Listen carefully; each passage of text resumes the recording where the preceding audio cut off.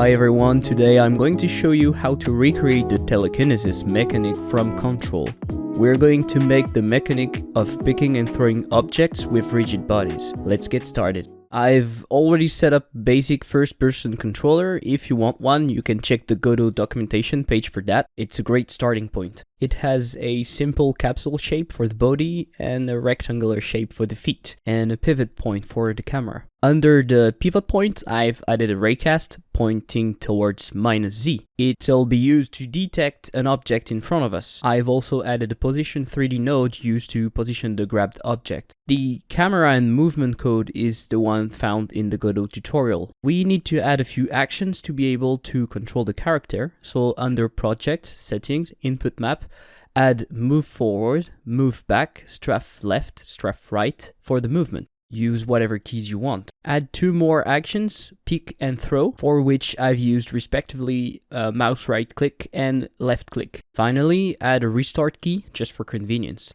Next, we're going to create the throwable object scene. I'm using a pawn model, but you can use whatever you want. I'm switching the root node to a rigid body with a mass of 5. To create a collision shape fast, I'm using the create simple convex collision sibling button from the mesh. We'll work on the script later. Finally, create a main scene. I'm using a CSG box with collision enabled and invert faces as a test room. I can now instantiate both the players and the pose. If we run the scene now, we can see that the player is able to move and push the rigid bodies. We'll now work on the throwable object script. We'll declare 3 variables first, the first one to keep track of our original parent, and the last 2 to remember our collision layer and mask. This is useful for when we'll disable physics. We add a variable picked up by to keep track of who is holding the object. Create the function pickup used to pick up the object. We need to add the variable original transform used to keep track of the transform before reparenting.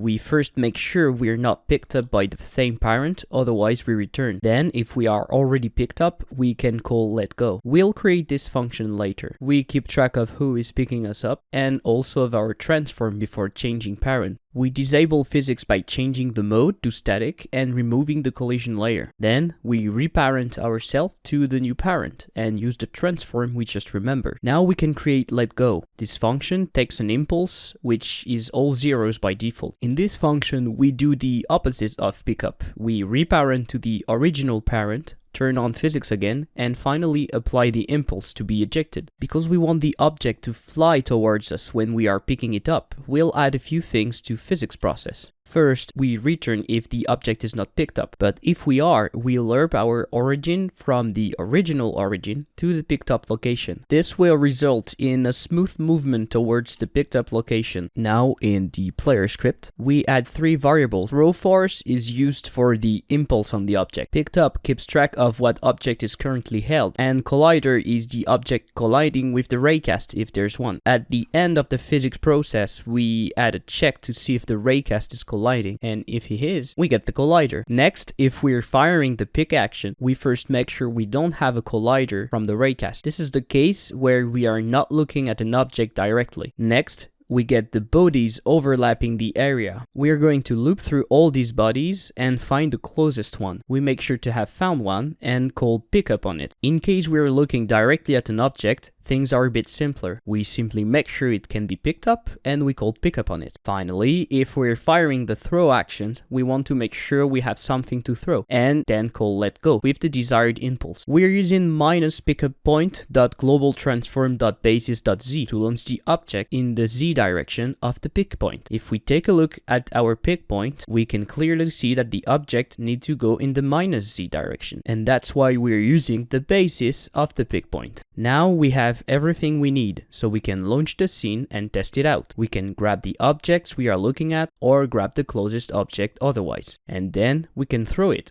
I hope you find this interesting. Don't hesitate to share your project with me if you're doing something with this. You can add me on Twitter or in the comments below. You'll find all the sources on my GitHub, link in the description. If you have any suggestion on how I'm presenting these tutorials, please tell me. Also, if you want me to recreate a particular mechanic, I'd be glad to try. I'm thinking of recreating the tree chopping from Valheim for next week. What do you think?